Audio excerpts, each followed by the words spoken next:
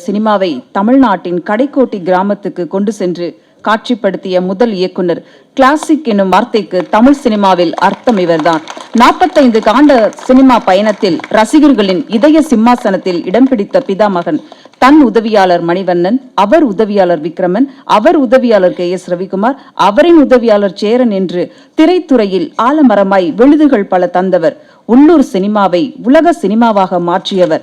மண்ணோடு மக்களோடு அழுது மடிந்த கிராமத்து உணர்வுகளை அள்ளி தந்து நம்மை அழ வைத்து மீண்டும் எழ வைத்தவர்.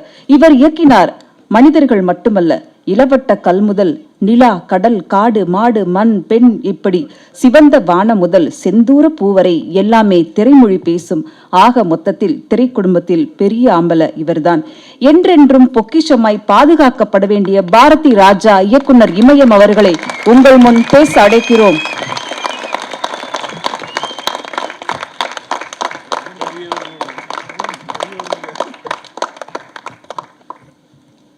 என் இனிய தமிழ் மக்களை, தமிழ் திரையுலகின் அனைத்து தயாரிப்பாளர்கள், கலைஞர்கள், பொதுமக்கள், இந்த படத்திலே பங்கு பெற்றவர்கள் அனைவருக்கும் வணக்கம். சம்பிரதாயமாக போய் மேடைகளில் பேசுறது எனக்கு பிடிக்கிறது இல்லை. ஏன்னா அதனாலே இந்த ஆடியோ ரிலீஸ்னாலே அது அடுத்து சூப்பர் ஹிட். அது தமிழ் படங்களுடைய பெயர்களே எனக்கு புரியல. நிறைய படங்கள் ஜக்புக் ஜிக்சா டூ, பத்தாக்கா ஹவு, புறா, குரா, ஸ்னிரா. என்னடா நீ அசிஸ்டண்ட்டு கேட்பேன். அவங்களுக்கு மொழிபெயர்த்து சொல்லுவான் தமிழவே எனக்கு. ஆனால் மகிழ்ச்சியாக இருக்கிறது. ஆனந்தம் விளையாடும் வீடு. நீங்கள் பாருங்க, தலைப்பு, அந்த தலைப்பை கேட்டோடனே ஒரு பாசம் வருது. அற்புதமான ஆனந்தம் விளையாடும். எனக்கு வரமாட்டேன்னு சொல்லுவேன். பட் இந்த படத்துக்கு போகணும் போல் அந்த நந்தா பெரியசாமியினுடைய 2-3 படங்கள் பார்த்தேன். ஒரு அற்புதமான கதாசிரியம், நல்ல இயக்குனர். நான் இதில் கூட அந்த ட்ரைலர் பார்த்துட்டு ஷாக் ஆகிட்டேன். என்னன்னா இது என்ன? ஏன்னா எனக்கு கொஞ்சம் பொறாமையும் இருக்கும். நான் விட்டு ரொம்ப தூரம் வந்துட்டேன்னா நல்லா யோசிப்பேன். சில நேரத்தில் ரொம்ப நந்தா பெரியசாமி பற்றி சொல்லணும்னா ஒரு நல்ல கதாசிரியம், நல்ல இயக்குனர், மண் வாசனையோடு தான் சொல்லியிருக்கான். அதில் காமெடி இருக்குது, என்னென்னமோ பண்ணுவான். அவன் முடி மாதிரியே இருக்குது படம். I love him. அதனால தான் இதில் ஜாயின் பண்ணுவோம். சந்தோஷம். நல்ல விக்ரம், ரவிக்குமார், சுமாரியா அதெல்லாம் பெரிய கதாசிரியங்க. ரவிக்குமாருடைய விக்ரம்லாம் அற்புதமான கதாசிரியன். குடும்ப கதைகள் தான்.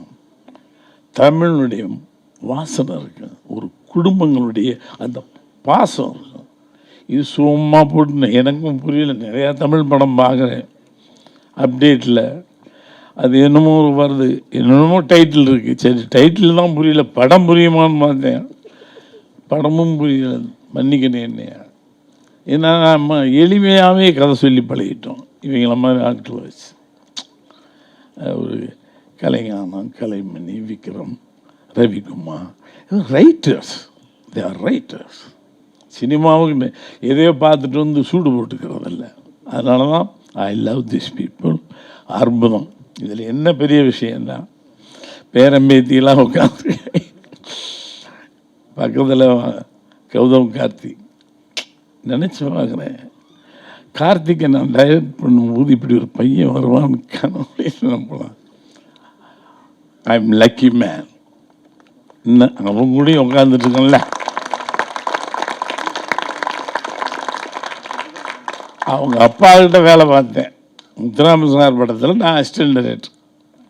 அதுக்கப்புறம் இவனை வச்சு நானே இவனி இப்போ பிள்ளையோடு உட்காந்துருக்கீங்கிறது I am so happy. God is great. Still I am standing with them. இன்னும் என்னை மதித்து கூப்பிட்றான் என் பேரை. அதேமாரி ராசேர், ஜீவிதா. ராசேர் முதல்ல அறிமுகப்படுத்தும். அவன் பெரிய டாக்டர். என்னையா நீ டாக்டராக இருக்க வேணாம் சார், அதெல்லாம் இல்லைண்ணே. டாக்டரில் தூக்கி போட்டு வந்தான். அவன் வில்லனா அறிமுகப்படுத்துகிறேன் முத புதுமை பெண்ணில். Still he's top. ஆந்திராவில் அந்த அளவுக்கு போயிருக்காங்க. Jeevitha such a beautiful artist, wonderful artist. அவங்களோட நான் உட்காந்துருக்கேன், அவங்க பிள்ளைகளோட உட்காந்துருக்கேன். அதான் நினச்சி யோசிச்சு பார்த்தேன். I am lucky man. உண்மையிலே ஒரு 3-4 தலைமுறையை தாண்டி இன்னும் ஸ்ட்ராங்காக நின்றுட்டுருக்கேன். கொஞ்சம் தளர்ற மாதிரி தெரிஞ்சு அதை கூட காட்டக்கூடாது. நல்ல தயாரிப்பாளர் ரங்கநாதன், தயாரிப்பு இல்லையா? ஒரு நல்ல எண்ணம் வேணும். சுரேஷ் காமாட்சி இன்னைக்கு மாநாடு முடிச்சுட்டு வந்து உட்காந்துருக்கான்னா ஹெசிடேட் பண்ணாமல் செலவழிச்சிருக்கான் படத்தில். அது ஒரு பெரிய விஷயம். ஏன்னா திரும்பி வருமா வராதான்னு தெரிஞ்சுக்கிட்டு அப்படியே கூசரத்தனமாக பிடிச்சி வர்றாரு. அதே மாதிரி தயாரிப்பாளர் நல்லா இருக்கணும், நல்ல எண்ணத்தோடு. அவன் தயாரிப்பாளர்லேயும் ஒன்றுமே கிடையாது. I proud of this people. அதுலேயும் இப்படி ஒரு தலைப்பு, இப்படி ஒரு நல்ல படம், ஒரு குடும்ப படம். கூட்டு குடும்பமே அழிஞ்சு போச்சு. இப்போ வர பசங்கள்லாம் எல்லாம் செல்ஃபோனும் வச்சுக்கிட்டு என்னென்னமோ ட்ராவலில் இருக்குது. எனக்கே புரியல, என் பேரம்பேத்தி என்னமோ விளையாடுது. பட் நல்ல தலைப்பு, நல்ல படம் என்பதற்கு கொஞ்சம் கூட தயக்கமில்லை. அற்புதமான படம், தமிழ் படம். தமிழில் பெயர் சொல்லி எத்தனையோ படம் வரும். இது தமிழ் படம். Ranganathan, hats off to you. சம்பாதிக்கலாம் நேர்மையா, தர்மமா, மன்வாசம். அதுக்காக ரங்கநாதனுக்கு பெரிய நன்றி சொல்லணும். ஜோமல்லி பெரியவராக, நீ என்ன பெரியவன்? ஏடா நீ பெரியாமல் தான்டா. இன்னும் சூட்டு போட்டு எங்கே போட்டு ஏதாவது நடிகன்னு நினைக்கிறியா? போயிட்டானா? ஸ்னேக ஒரு நல்ல எழுத்தாளர், நல்ல பாடலாசிரியர். பொதுவாக இதில் சம்மந்தப்பட்ட அத்தனை கலைஞர்களுமே பெருமைக்குரியவர்கள். நான் தனித்தனியாக எல்லாரையும் சுட்டி காட்டி பேச விரும்பலை. இந்த தலைப்பே என் நெஞ்சில் நிற்குது. அழகா ஆனந்தம் விளையாடும். நிச்சயம் இந்த படம் பார்த்துட்டு வரும்போது நம்ம கண்ணு கசங்கி அண்ணன் தம்பி அக்கா தங்கச்சி பாசம் இதோட வெளியும் இப்போ உறவுகள்லாம் கொஞ்சம் தள்ளி நிற்கிது நவீன காலத்தில்.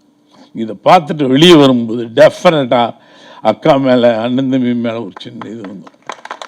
ஏன்னா நம்ம அதெல்லாம் விட்டுட்டு தனியாக வந்துட்டோம். ஒரு கூட்டு குடும்பங்களே இல்லை. என் தம்பி என்ன பண்ணுறானே எனக்கு தெரில, எங்கள் அண்ணன் என்ன பண்ணுறான்னு எனக்கு தெரில, என் தங்கச்சி எப்படி இருக்கான்னு தெரில, நான் என் பொண்டாட்டி என் பிள்ளை, இது அவன் பொண்டாட்டி அவன் பிள்ளை, இப்படி போச்சு. ஆனால் இந்த படம் வரும் பொழுது ஈரமாக நம்மளை நினைத்து தமிழ் மண்ணையும் மக்களையும் நம் உறவுகளையும் பலப்படுத்தும் என்பதற்கு உறுதியளிக்கிறேன். நன்றி, வணக்கம். தமிழ் சினிமா தவம் இருந்த காலத்தில் வரமாய் வந்து திரையில் வெற்றி கொடி கட்டி பொற்காலம் காட்டியவர். பாண்டவர் பூமியோ ஆண்டவர் பூமியோ அதில் என்றும் அழியாத பொக்கிஷமாய் இருக்கும் இவரது ஆட்டோகிராஃப் வாழ்க்கையில் திரையில் வைக்கும் படைப்பாளிகளுக்கு மக்கிது. வாழ்க்கையை திரையில் வைத்த சேரன் முத்துப்பாண்டி அண்ணா அவரால் வாழ்ந்து கொண்டிருக்கும் சேரன் அவர்களை இப்போது உங்கள் முன் பேச அழைக்கிறோம்.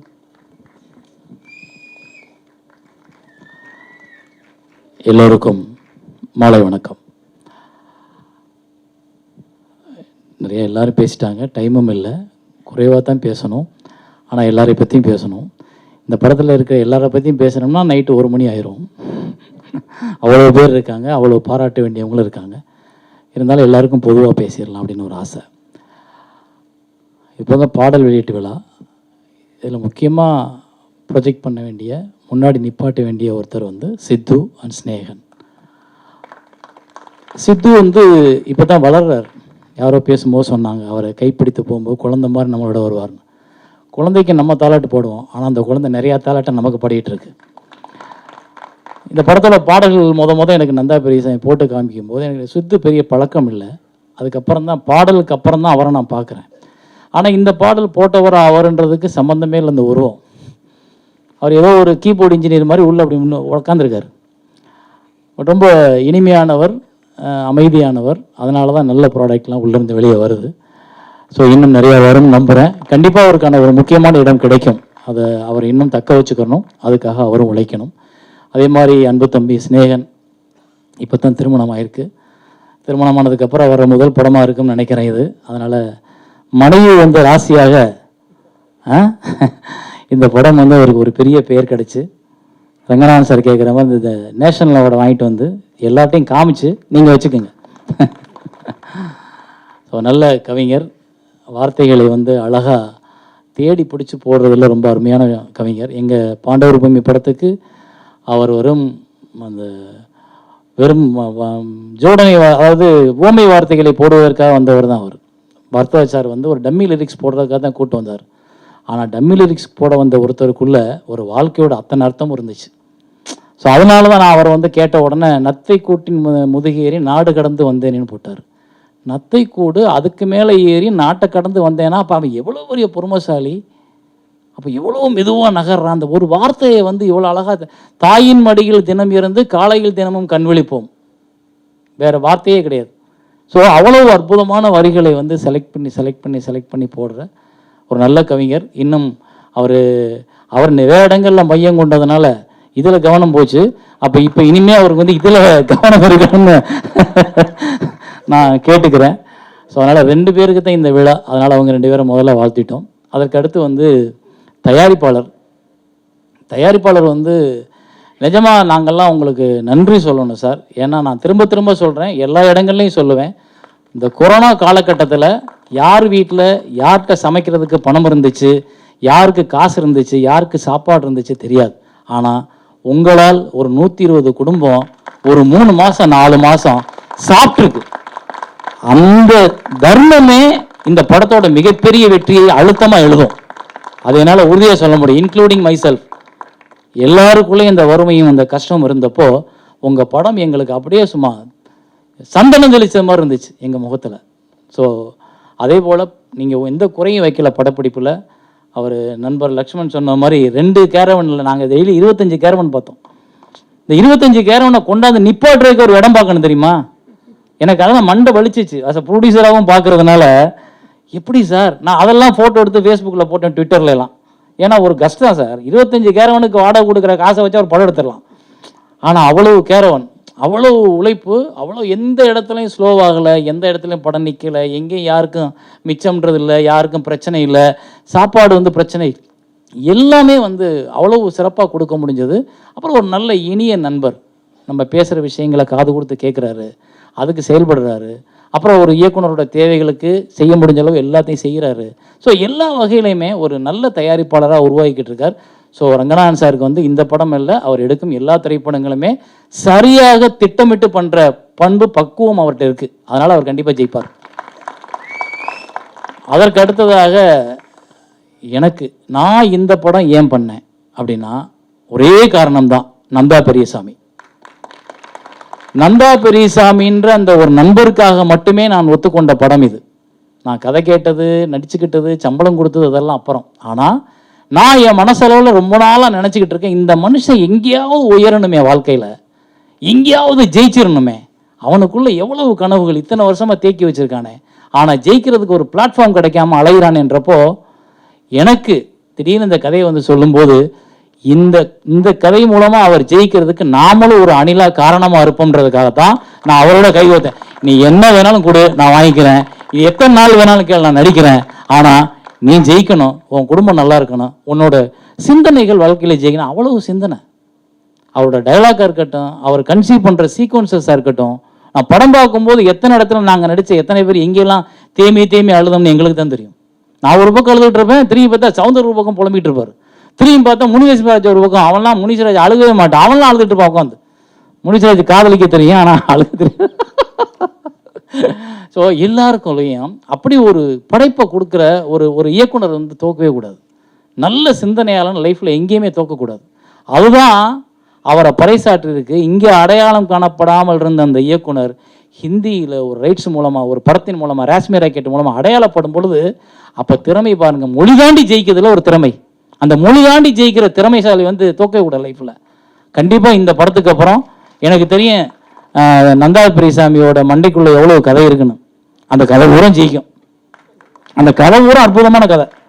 நான் ஏன் சொல்கிறேன்னா இங்கே நிறைய தயாரிப்பாளர் இருக்காங்க, தயவு செஞ்சு விட்டுறாதீங்க, துண்டை போட்டுருங்க. ஏன்னா அவ்வளவு நல்ல கதைகள் வச்சுருக்காரு. ஸோ அவர் ஜெயிப்பார், அவர் ஜெயிக்கணும், அதுதான் என்னோட ஆசை.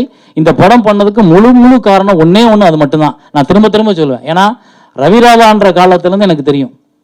ஒரு உஷா பத்திரிகையில் எழுதிக்கிட்டு இருந்த காலத்துலேருந்து நான் அவரை பார்த்துக்கிட்டு இருக்கேன். எத்தனை தடைகளை அப்போ அந்த மனுஷன் தாண்டி இருக்கணும். யாருமே தோக்கக்கூடாது சார், எல்லாரும் ஜெயிக்கணும், எல்லாருமே ஜெயிக்க பிறந்தவங்க தான் சார். அந்த அடையாளத்தை தெரியாமல் நம்ம தடுமாறுறோம். அதனால் அவர் கண்டிப்பாக ஜெயிக்கன்றதில் நான் எப்போவும் ஒரு பின்னாடி நிற்பேன். இப்போ இல்லை, 10 வருஷம் கழிச்சு அவர் கூப்பிட்டு என் படத்தில் நடிங்கன்னா நான் நடிப்பேன். அந்தளவுக்கு நான் அவர் எனக்கு பிடிக்கும். ஸோ 2வது அவர். அதற்கப்புறம் ஒட்டுமொத்தமாக நான் சொல்லிடுறேன், எங்கள் குடும்பம் நீங்கள் பின்னாடி உட்காந்துருக்கு பாருங்கள். என்னோட அண்ணன், என்னோட தம்பி, என்னோட அண்ணன் பொண்டாட்டி, தம்பி பொண்டாட்டி, எங்கள் அப்பா, எங்கள் ஆத்தா. நான் 2 தங்கச்சிங்களோட பிறந்தவன். எனக்கு தங்கச்சி பாசம்ன்றது என்ன அளவுக்கு யாரும் பார்த்துருப்பாங்கன்னு தெரியாது. நான் அவ்வளவு தங்கச்சிகளை நேசித்தவன், தங்கச்சிகளை நேசிக்கிறவன், தங்கச்சிகள்லாம் என்னோட உலகம் நான் நினைக்கிறவன். அந்த அளவுக்கு எனக்கு தங்கச்சி பாசத்தை பற்றி தெரியும். ஆனால் எனக்கு அண்ணன் தம்பி இல்லை.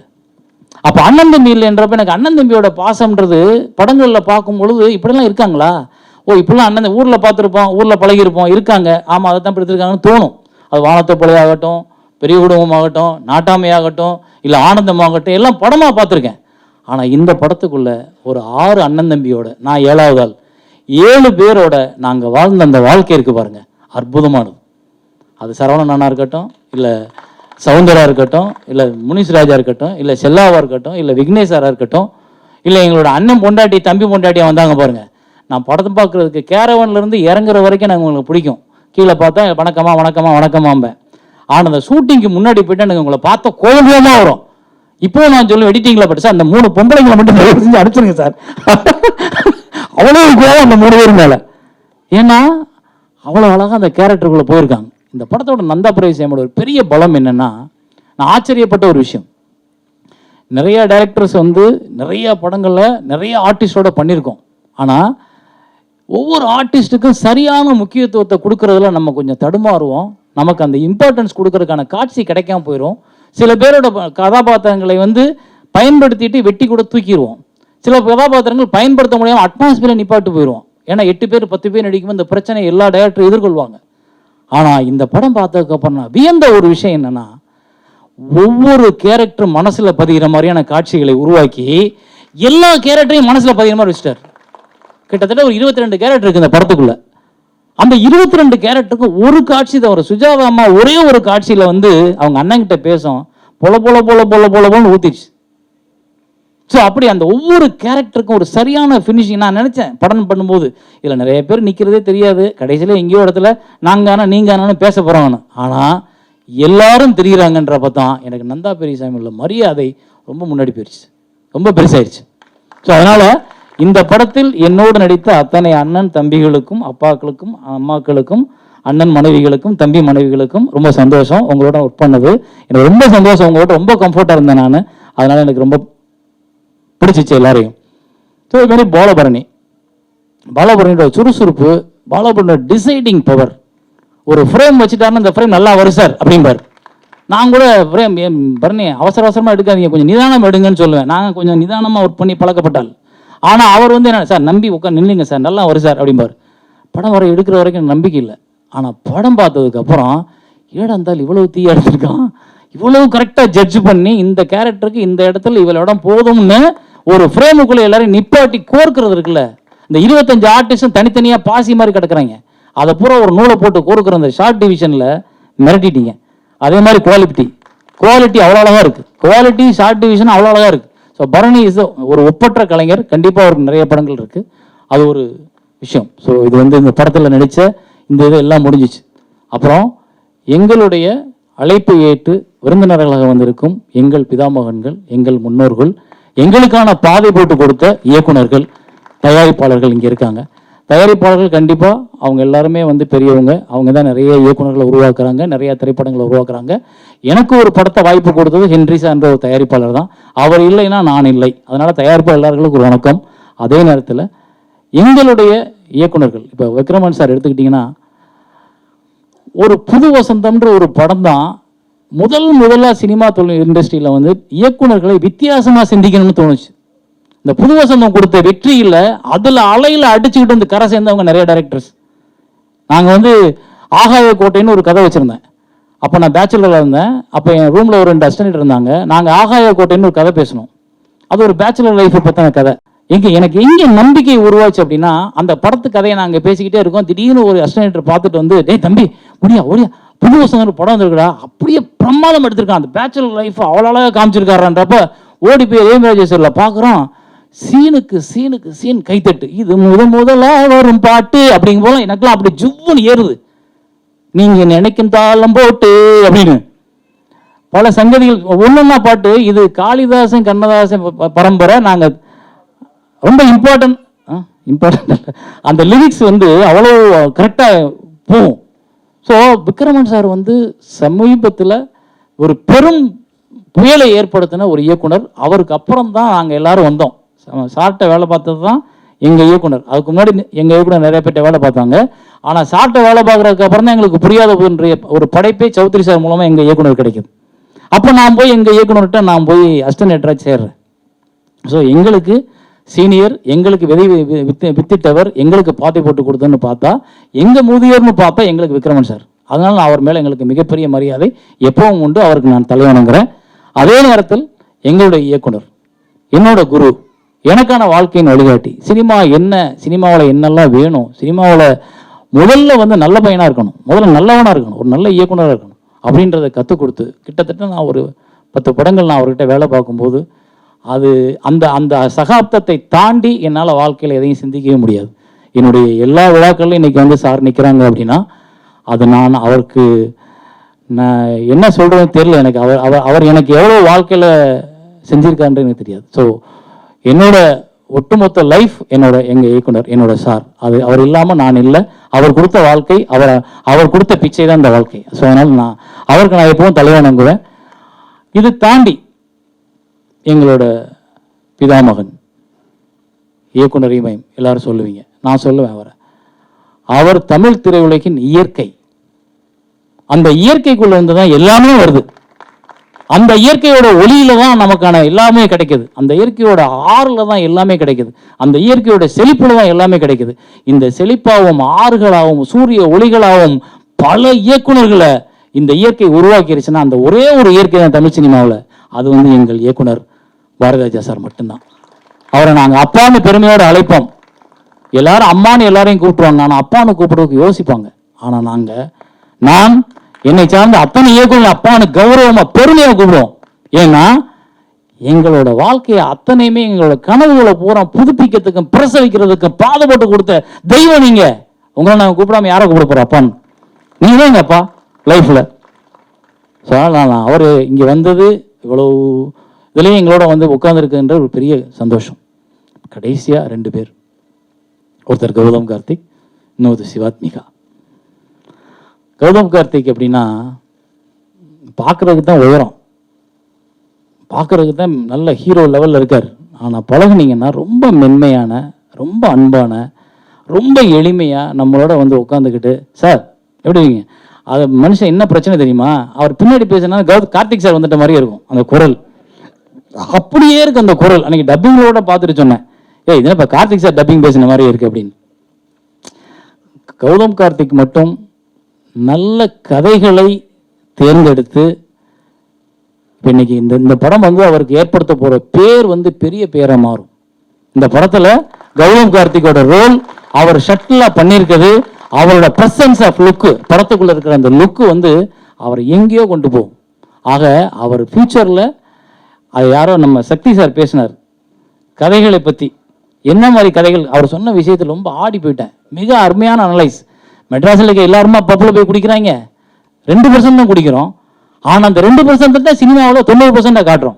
அந்த 90% குடும்பம் போகிறோம் கோயில்லையும் அங்கேயும் இங்கேயும் அலையுது, அதை பூரா காட்டுறதுக்கு ஆள் இல்லை, அதை தயாரிக்கிறதுக்கு ஆள் இல்லை. அப்போ அந்த குடும்பத்து படத்துக்குள்ள ஒரு குடும்பத்தில் உள்ள பையனா ரொம்ப அழகாக ஃபிட்டாகி இருக்கும்போது நீங்கள் என்ன படம் வேணாலும் பண்ணுங்க, ஆனால் வருஷத்துக்கு 2 படம் இந்த மாதிரி நல்ல திரைக்கதை, நல்ல கதையாக உள்ள படங்களை பண்ணீங்கன்னா ஓடிக்கிட்டே இருப்பீங்க. உங்கள் லைஃப்பில் உங்களுக்கான வெற்றியை எவனாலும் தடுக்க முடியாது. நான் தைரியமாக சொல்லுவேன். உங்களோட லுக், அவங்க ப்ரெசன்ஸ், உங்கள் ஆக்டிங் வந்து அவ்வளோ இணையாக இருக்குது. இன்றைக்கி இருக்க எல்லா கதாநாயகர்களையும் கம்பேர் பண்ணும்போது ஈக்குவலாக இருக்குது. அந்த ஈக்குவலை நீங்கள் தக்க வச்சுக்கோங்க. தயவு செய்து நல்ல ஸ்கிரிப்டுகளை நிராகரிக்காதீங்க. நல்ல ஸ்கிரிப்டுகளை கரெக்டாக உங்கள் கூட பெரிய ஜாம்பவன் இருக்கார் சுரேஷ் சந்திரா, அவர்கிட்ட பிடிங்க. அவர் கரெக்டாக செலக்ட் பண்ணுவார். எங்கே இருக்காரா? வணக்கையா. அதனால் கரெக்டான ஸ்கிரிப்டை செலக்ட் பண்ணி கேட்டுருங்க. அதே மாதிரி சிவாத்மிகா, அந்த பிள்ளையை எனக்கு எப்படி தெரியும் அந்த பொண்ணை அப்படின்னா, திருப்பதியில் லட்டு வாங்கும்போது பார்த்தேன். நாங்கள் குடும்ப நண்பர்கள் அப்படின்னு சொல்லிக்கலாம். எப்படின்னா, திருப்பதிக்கு இங்கேருந்து போகிறோம், அங்கே போனால் ராஜசேகர் சார், ஜீவிதம்மா அவங்க பிள்ளைங்களோட நிற்கிறாங்க.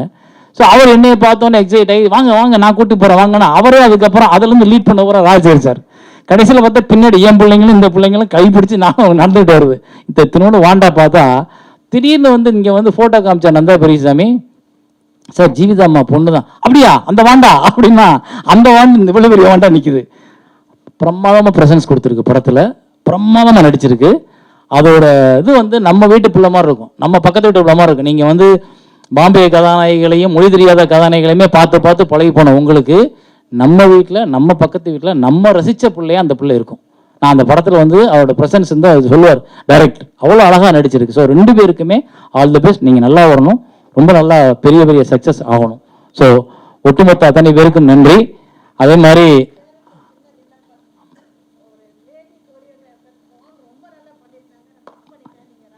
ஆமாம் ராதிகா மேடம் ரொம்ப நல்லா பண்ணியிருந்தீங்க. சாரி மன்னிக்கணும், நானும் இந்த கூட்டத்தை நிறையா ஒன்றா மாற்றி போகும்போது மிஸ் பண்ணிட்டேன், தப்பாக எடுத்துக்காங்க. ஸோ எல்லாருக்கும் நன்றி. இந்த படத்தை வந்து நீங்கள் எல்லாரும் திரையரங்கத்தில் பார்த்து சொன்னது மாதிரி இந்த கூட்டம் போதாது, இன்னும் எக்ஸ்ட்ரா சேர்ஸ் போடுற அளவுக்கு கூட்டங்கள் வரணும். ஸோ அந்த கூட்டத்தில் இந்த படம் வெற்றி அடைஞ்சு இங்கே இருக்கிற எல்லாரோட வீட்லேயும் ஆனந்தம் விளையாடணுன்றது என்னோட ஆசை. மகிழ்ச்சி. நன்றி, அனைவருக்கும் நன்றி, வணக்கம். இன்னும் தமிழ் சினிமா உச்சத்தில் உட்கார வைக்க காத்திருக்கிறது. ஆனந்தம் விளையாடும் வீடு இந்த வாய்ப்பை அவருக்கு ஏற்படுத்தி கொடுக்கும். கௌதம் கார்த்திக் அவர்களை இப்போது உங்கள் முன் பேச அழைக்கிறோம். எல்லாருக்கும் வணக்கம். ரொம்ப நாள் கழிச்சு எல்லாரும் சந்திக்கிறேன். என்ன பேசணும் எது பேசணும் இன்னும் ஒன்றும் புரிய மாட்டேங்குது எனக்கு. பட் அதனால நிறைய நோட்ஸ் எல்லாம் எழுதி வச்சுருக்கேன். ஆனால் இவ்வளவும் பேச மாட்டேன் நான். எனக்கு நிறைய பேர் பேசியிருக்காங்க, எல்லோரும் டயர்டாக தான் இருப்பீங்க. ஸோ இது அப்படியே சுருக்கமாக நான் பேசிடுறேன். ஸோ நிறைய பேர் ஃபர்ஸ்ட் அண்ட் ஃபார்மோஸ்ட் வந்து இங்கே சீஃப் கெஸ்ட்ஸுக்கு இவ்வளோ பெரிய பேர் இருக்காங்க. Bharathiraja sir, KS Ravikumar sir, Vikramanand sir, இந்த மாதிரி பேர்கிட்ட நான் இங்கே பக்கத்தில் உட்காந்து நான் ரொம்ப சின்ன பையனாக ஃபீல் பண்ணிகிட்ருக்கேன். உண்மையாக எனக்கு எல்லாருமே நீங்கள் அப்பா கூட ஒர்க் பண்ணியிருக்கீங்க, அப்பா அறிமுகப்படுத்திருக்கீங்க. ஸோ இந்த மாதிரி விஷயம்லாம் வரும்போது எனக்கு உண்மையாக பயமாகவும் இருக்குது அண்ட் கொஞ்சம் பெருமையாகவும் இருக்குது இங்கே இந்த மேடையில் நான் உட்கார்ந்ததுக்கு. ஸோ இந்த வாய்ப்பு கொடுத்ததுக்கு எனக்கு ஒரு நன்றி சொல்ல வந்திருக்கேன். அண்ட் பாருங்க குரல்லாம் ஆடிட்டுருக்கு, என்ன பண்ணுறது. சரி, ஸோ எல்லாரும் பேசிட்டாங்க நம்ம குடும்பம் எப்படி இருக்குது, இந்த ஆனந்தம் விளையாடும் வீடு குடும்பம் எப்படி இருக்குது, எவ்வளோ கஷ்டங்கள்லாம் தாண்டி நம்ம வந்திருக்கோம். ஸோ அதெல்லாம் நான் மறுபடியும் ரிப்பீட் பண்ண மாட்டேன். பட் உண்மையாக சொல்லணும்னா இந்த பாடல்களில் இந்த படத்தில் ஒரு 2-3 விஷயங்கள் நம்ம மிஸ் பண்ணியிருக்கோம் எல்லாரும் பேசுனதில். ஸோ அவங்கள மட்டும் நான் கொஞ்சம் இப்போ ஹைலைட் பண்ணிக்கிறேன். ஃபர்ஸ்ட் அண்ட் ஃபார்மோஸ்ட் இப்போ நீங்கள் ட்ரெய்லரில் பார்க்கும்போது ஒரு 2-3 ஃபைட் சீக்வன்ஸ் நடந்திருக்கு. So fight choreographer Hari Dinesh master கிட்ட ஒரு நன்றி சொல்லணும். எனக்கு அவர் நிறைய சேஃப்டி பார்த்துருக்காரு. அண்ட் இப்போ ஃபயர் சீக்வன்ஸ் அந்த மாதிரிலாம் நிறைய ஸ்டன்ட்ஸ்லாம் பண்ணியிருக்கோம். ஸோ அவரும் அவரோட ஃபைட்டர்ஸ்க்கும் ஒரு பெரிய நன்றி சொல்லிக்கிறேன். அண்ட் ஆனஸ்ட்லி ஒரு ஹீரோவாக இருக்கும்போது ஃபைட்டும் பண்ணணும், லவ்வும் பண்ணணும், சாங்கும் டான்ஸ் ஆடணும், இந்த மாதிரிலாம் நிறைய விஷயங்கள் இருக்குது. ஸோ அதெல்லாம் நம்ம தனியாக பண்ணோன்னா அதெல்லாம் செட்டே ஆகாது. ஸோ இந்த மாதிரி டான்ஸ் மாஸ்டர்ஸ், ஃபைட் மாஸ்டர்ஸ் அப்படி இருந்தால் தான் நம்ம ஹீரோவாக ஆக முடியும். ஸோ கண்டிப்பாக அவருக்கு ஒரு பெரிய நன்றி சொல்கிறேன். அண்ட் ஆல்சோ இங்கே இருக்கிற ராதிகா மாஸ்டர், நீங்களும் இருக்கீங்க, தினேஷ் மாஸ்டர் இங்கே இல்லைன்னு தெரியுது. பட் ராதிகா மாஸ்டர் உங்கள் கூட மறுபடியும் இங்கே ஒர்க் பண்ணதுக்கு எனக்கு ரொம்ப சந்தோஷமாக இருக்குது. அண்ட் உங்கள் அசிஸ்டன்ஸு எல்லாருமே. ஸோ ஆப்வியஸ்லி நீங்கள்லாம் சாங்ஸை பார்த்தீங்க எவ்வளோ கலர்ஃபுல்லாக எவ்வளோ ஜாலியாக இருக்குன்னு. ஸோ அதெல்லாம் கண்டிப்பாக அவங்க தான் காரணம். நான் ஆடினேன்னா அவங்க தான் ஆட வச்சுருக்காங்க, இல்லாட்டி எனக்கு காலு கை ஒன்றும் வராது. அதுதான் உண்மை. அதுக்கு மேலே வந்து இங்கே நிறையா குட்டீஸும் இருக்காங்க. அது எங்கே இருக்காங்கன்னு பின்னாடி ஓடிட்டு வந்துட்டாங்களா? ஸோ அவங்களும் கரெக்டாக சொல்லணும். எனக்கு அவங்க வந்து ரொம்ப அழகாக பெர்ஃபார்ம் பண்ணியிருக்காங்க. இந்த படத்தில் வந்து நிறைய இமோஷன்ஸ் ஹெவியாக இருக்கும். என்ன சொல்கிறது, அந்த நிறைய அந்த குடும்பத்தில் நிறைய பிரச்சனைகள் வரும்போது நிறையா ஃபீல் பண்ணுவாங்க நிறையா பசங்க. அதெல்லாம் நிறைய டைரக்டர்ஸ் நான் என்ன கேள்விப்பட்டிருக்கேன்னா, நிறைய டைரக்டர்ஸ் வந்து குழந்தைங்களாம் அழுகலைன்னா அப்படியே கொஞ்சம் கிள்ளி விட்டுருவாங்க, இல்லாட்டி ஐஸ்கிரீம் அப்படி கண்ணில் காட்டிட்டு திருப்பி கொடுக்க மாட்டாங்க. அப்போ தான் அந்த குழந்தை அழுகும், அந்த மாதிரிலாம் இருந்துச்சு. பட் இவங்கெல்லாம் அப்படி இல்லவே இல்லை. அவங்க சொன்னதை செய்கிறாங்க, அழகாக செய்கிறாங்க. அண்ட் ஒரு அடம் பிடிக்காம எல்லாருக்கிட்டையும் அழகாக பழகுறாங்க. ஸோ குட்டீஸ், தேங்க்யூ. எல்லாரும் வந்துட்டீங்களா? ஐயோ, ரைட்டு. ஸோ அதுக்கு மேலே கண்டிப்பாக one more Shivathmika, congratulations on your debut and wishing you all the best. இந்த படத்தில் வந்து ஆப்வியஸ்லி என்னோட சக்தியாக பேசணுன்னா, ஆல் சித்தப்பாஸ், ஆல் சித்தீஸ், அம்மா, அப்பா, அப்பத்தா, பெரியாம்பளை எல்லாருக்கும் ஒரு பெரிய நன்றி. எனக்கு ஒரு குடும்பமாக நம்ம இங்கே வாழ்ந்தோம். So it was a very nice experience எல்லாருக்கும் ஒர்க் பண்ணது. அண்ட் சேரன் சார், கண்டிப்பாக உங்கள் கூட தான் நான் மேக்ஸிமம் இந்த படத்தில் ட்ராவல் பண்ணியிருக்கேன். அண்ட் ஐ திங்க் நம்ம காம்பினேஷன் வந்து ரொம்ப அழகாக வந்திருக்கு. ஒரு குரு சிஷ்யன் மாதிரி ஒரு என்ன சொல்கிறது, ஒரு அழகான ஒரு ஃபீல் கொடுத்துருக்கு. நான் இந்த படம் டப்பிங்கில் பார்க்கும்போது எனக்கு ரொம்ப ஹாப்பியாக இருந்தது, இந்த மாதிரி ஒரு இது. அண்ட் கண்டிப்பாக உங்கள் கூட நான் மறுபடியும் படம் பண்ணணும்னு எனக்கு ஆசை இருக்குது. So thank you sir. இவ்வளோ இதாக இருந்தது, எனக்கு நிறைய விஷயங்களும் சொல்லி கொடுத்துருக்கீங்க. So thank you so much for all of that. கண்டிப்பாக நீங்கள் சொன்ன மாதிரி நான் நிறைய கதைகளும் கரெக்டாக சூஸ் பண்ண பார்ப்பேன். எனக்கு தெரிஞ்ச அளவுக்கு நான் கரெக்டாக ட்ரை பண்ணியிருக்கேன். சார் இதுக்கு மேலே இன்னும் ட்ரை பண்ணுவேன். கண்டிப்பாக மறுபடியும் நம்ம மேடையில் வரும்போது சந்திக்கும் போது நீங்கள் சொல்வீங்க, சூப்பராக பண்ணியிருக்கடா அப்படின்னு சொல்லுவீங்க. So thank you sir. அண்ட் அப்புறம் வேற இல்லை. Coming to the main hero இந்த இவெண்ட்டுக்கு, director, music director Siddhu Kumar bro.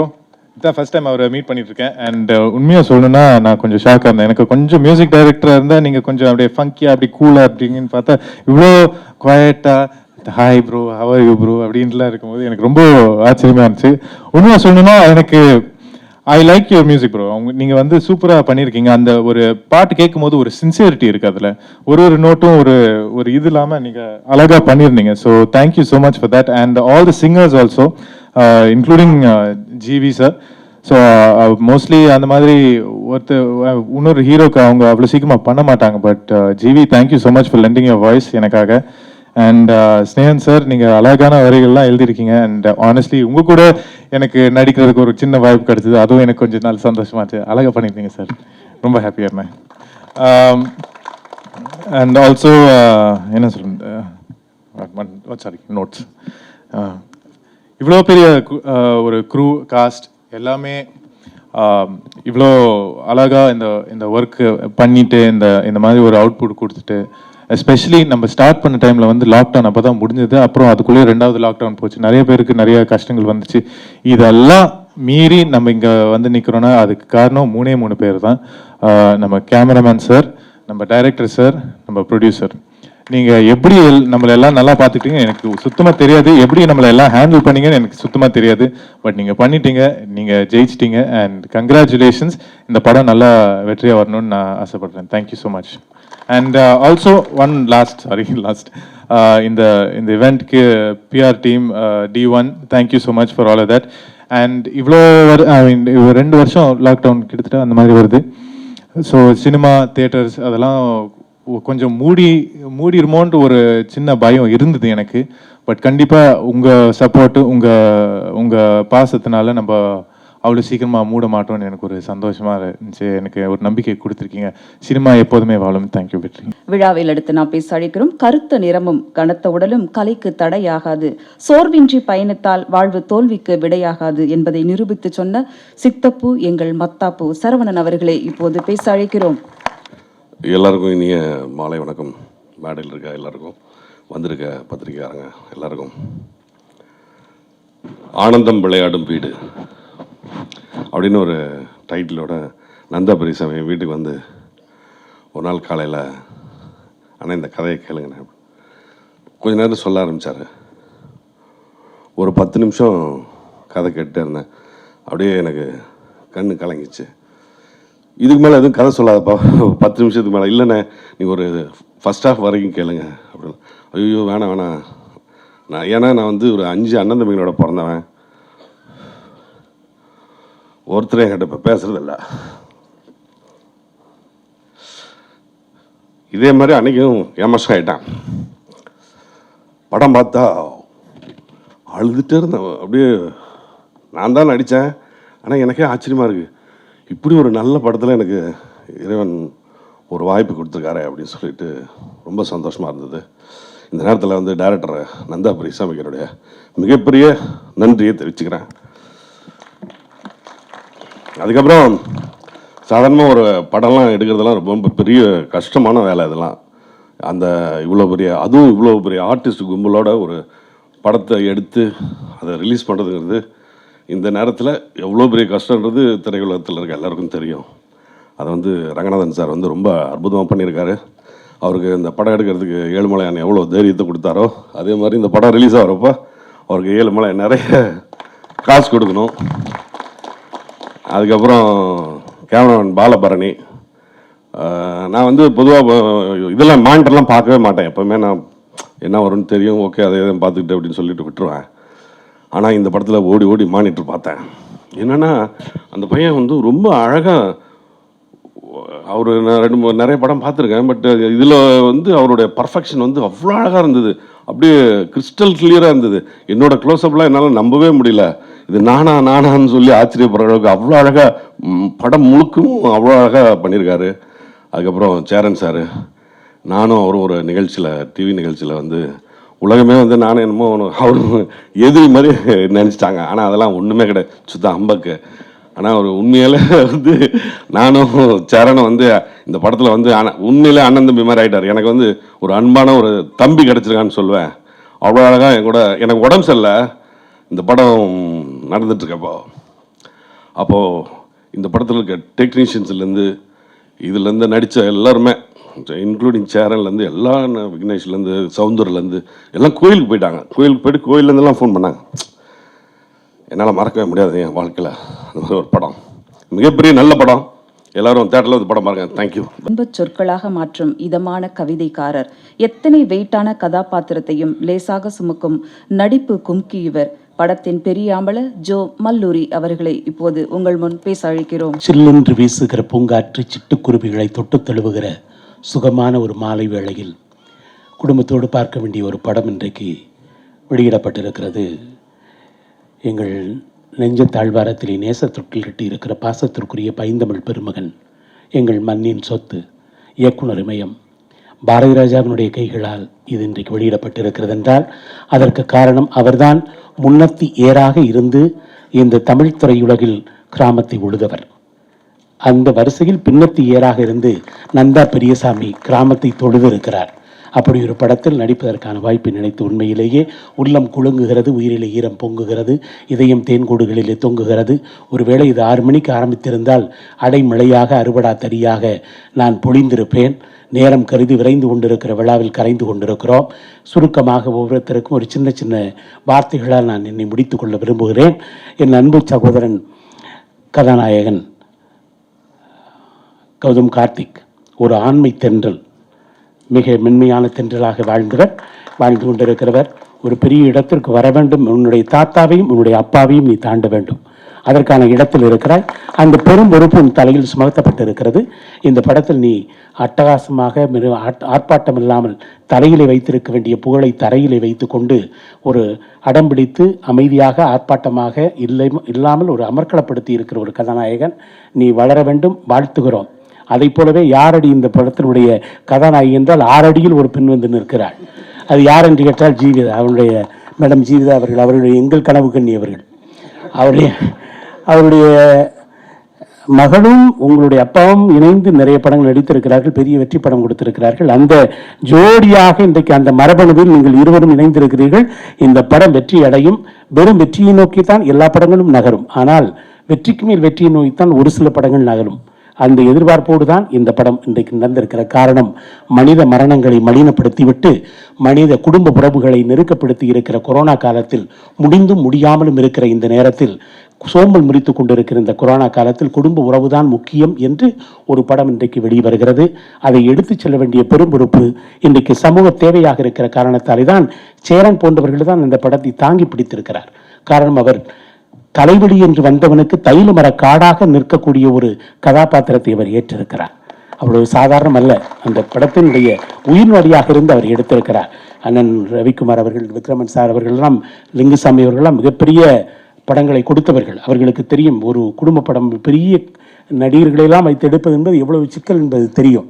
ஒரு சமூக கரிசனை கொண்ட கலைஞனாக சேரன் இருப்பதால் தான் இந்த படத்தில் அவர் இதை தாங்கி பிடித்திருக்கிறார். அதே போல தான் அண்ணன் சரவணன் அவர்களும்.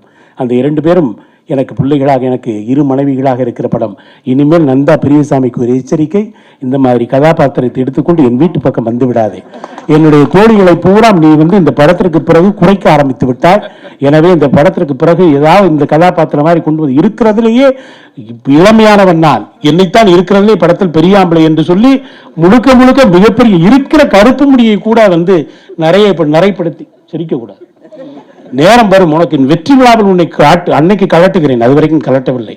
அதே போலதான் எனக்கு ஒவ்வொருத்தரும் சித்துக்குமாருக்கும் இன்றைக்கு சிநேகனுக்கும் நான் இன்றைக்கு நன்றி சொல்ல வேண்டும். காரணம், சித்துக்குமார் செப்பு கம்பிகளுக்குள்ளே கட்டுப்பட்டுகிற ஒரு மின்சாரத்தை போல ஒரு அற்புதமான இசைக்கலைஞனாக நீ இந்த படத்திலே முன் வந்திருக்கிறாய்.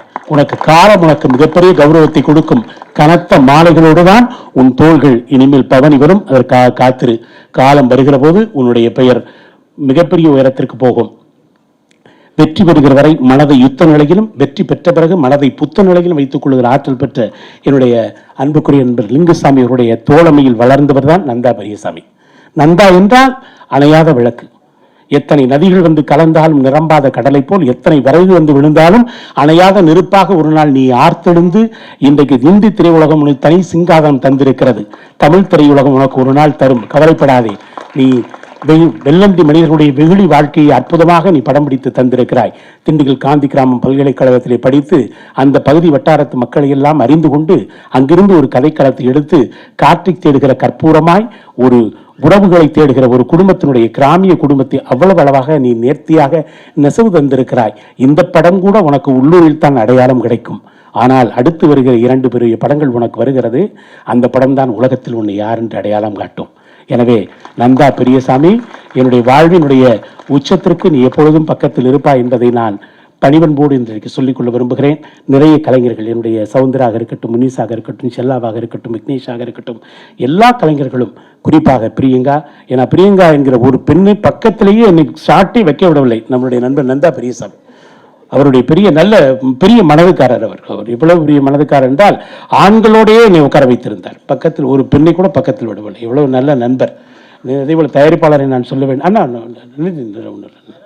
இல்லை வேணாம், நான் ப்ளீஸ். சரி சார், இருக்கட்டும், இன்னொரு நாள் பேசிக்கிறேன், இப்போ முடியாது, நேரம் இல்லை. அதே போல் என்னுடைய பாலபரணி, இந்த ஒளிப்பதிவாளர், உலக தரத்திற்கான ஒரு ஒளிநுட்ப கலைஞர். எல்லோரும் மொழியை செதுக்குவது கவிதையாகும், ஆனால் ஒளியை செதுக்குவது காட்சியாகிறது.